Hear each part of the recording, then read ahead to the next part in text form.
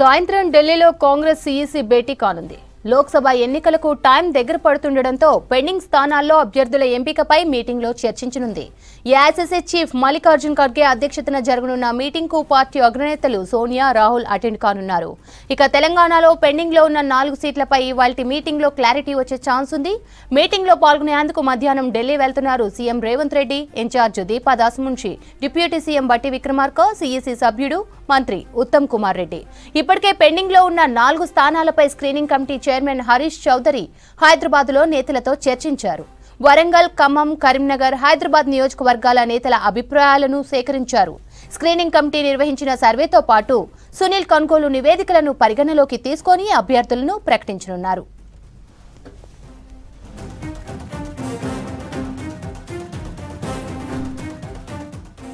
ఇక ఈ భేటీకి సంబంధించి మరింత సమాచారం విజయ్ అందిస్తారు. Vijay, over to you.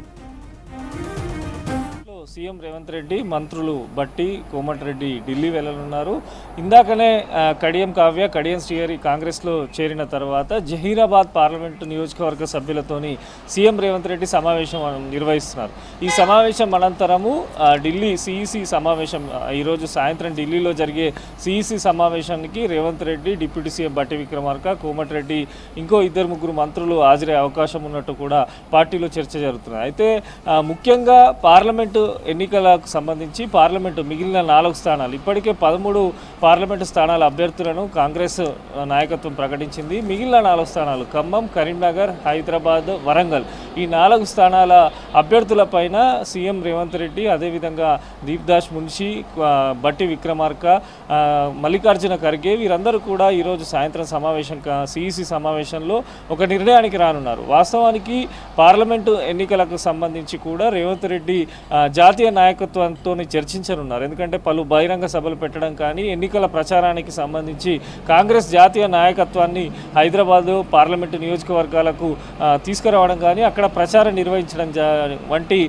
పలు సమావేశాలు, పలు నిర్ణయాలపైన ఈరోజు సమావేశమైతే చర్చించనున్నారు. ముఖ్యంగా 4 నియోజకవర్గాలకు సంబంధించి ఇప్పటికే ఇటు ఉన్నటువంటి రాష్ట్ర నాయకత్వం కానీ, కేంద్ర నాయకత్వం వీరందరూ కూడా చర్చించారు. అభ్యర్థుల పేర్లను పరిశీలనలోకి తీసుకున్నారు. జాతీయ నాయకత్వానికి నివేదిక కూడా పంపివ్వడం జరిగింది.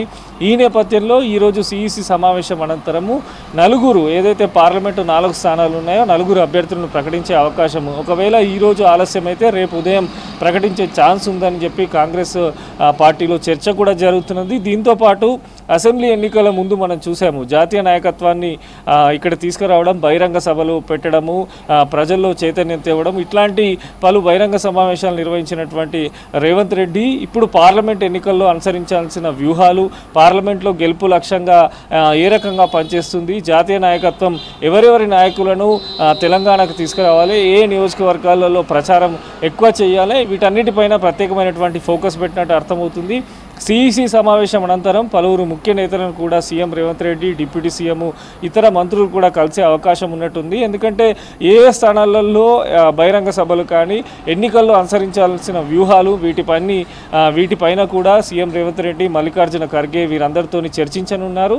అయితే సీఈసీ సమావేశంలో ఈరోజు 4 అభ్యర్థులను ప్రకటించే అవకాశం కూడా ఉన్నట్టు తెలుస్తుంది. ఇప్పటికే వరంగల్కు సంబంధించి కడియం కావ్య కాంగ్రెస్ పార్టీలోకి రావడంతో కడియం కావ్యకే వరంగల్ ఎంపీ టికెట్ కేటాయిస్తారని చెప్పి ప్రచారం జరుగుతున్నది. అయినప్పటికీ కొంత కాంగ్రెస్లో వరంగల్లో ముందు నుంచి ఉన్నటువంటి నేతలందరూ దీన్ని వ్యతిరేకించడం, అధిష్టానం దృష్టికి కూడా ఇది పోవడంతో వరంగల్ పైన కూడా కాసేపు సీఎం రేవంత్ రెడ్డి, ఇతర మంత్రులు కూడా చర్చించారు. జాతీయ నాయకత్వానికి కూడా నివేదిక ఇవ్వనున్నారు.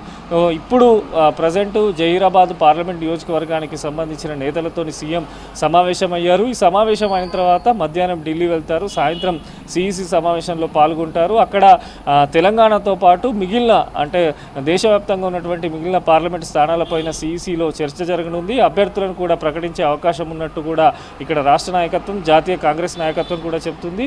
దీంతోపాటు ఈ సమావేశం ముగిసిన తర్వాత పార్లమెంటు దాదాపు ఇప్పటికే 13 పార్లమెంట్ల పైన ప్రత్యేకంగా కాంగ్రెస్ ప్రభుత్వం సీఎం రేవంత్ రెడ్డి ఫోకస్ పెట్టారు. 13 పార్లమెంట్ నియోజకవర్గాల్లో కాంగ్రెస్ జెండా ఎగరవేయాలి అని చెప్పి పార్టీ నాయకత్వానికి కానీ పార్టీ శ్రేణులకు కూడా పిలుపునిచ్చిన పరిస్థితుల్లో జాతీయ నాయకత్వంతో చర్చలు జరిపి ఎన్నికల్లో అనుసరించాల్సిన వ్యూహాలు, ప్రచారానికి సంబంధించి నేతల మధ్య ఉన్నటువంటి సమన్వయ లోపం ఇట్లాంటి అన్నిటిపైన సీఎం ప్రత్యేకంగా దృష్టి సారించారని అర్థమవుతుంది. ఈరోజు సిఈసి సమావేశం అనంతరము అక్కడ ఉన్నటువంటి ఢిల్లీలో ముఖ్య నేతలు రాహుల్ గాంధీ, సోనియా గాంధీ, ప్రియాంక గాంధీ, మల్లికార్జున ఖర్గే వంటి నేతలను కూడా సీఎం కలిసే అవకాశం ఉన్నట్టు అర్థమవుతున్నది.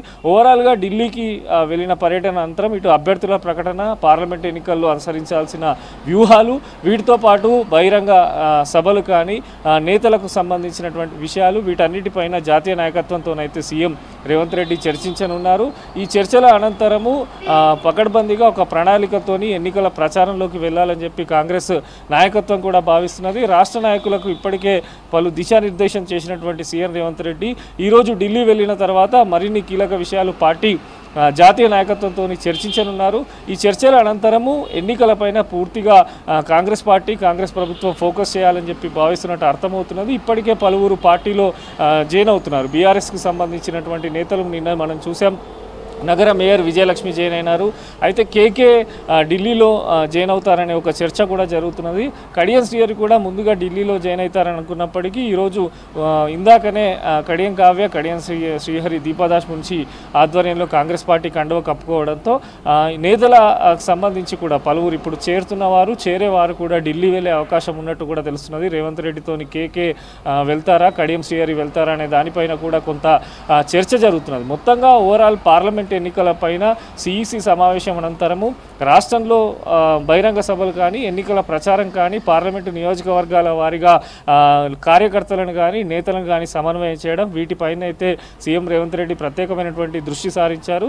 ఈ సమావేశం అనంతరం 4 నియోజకవర్గాలకు సంబంధించిన 4 పార్లమెంటు నియోజకవర్గాల అభ్యర్థుల ప్రకటించిన అనంతరం వెంటనే పార్లమెంట్ ఎన్నికల్లో అనుసరించాల్సిన వ్యూహాలపైన జాతీయ నాయకత్వంతో సీఎం రేవంత్ రెడ్డి ఈరోజు ఢిల్లీలో చర్చించే అవకాశం అయితే ఉన్నట్టు అర్థమవుతున్నది. శ్రీవంత్.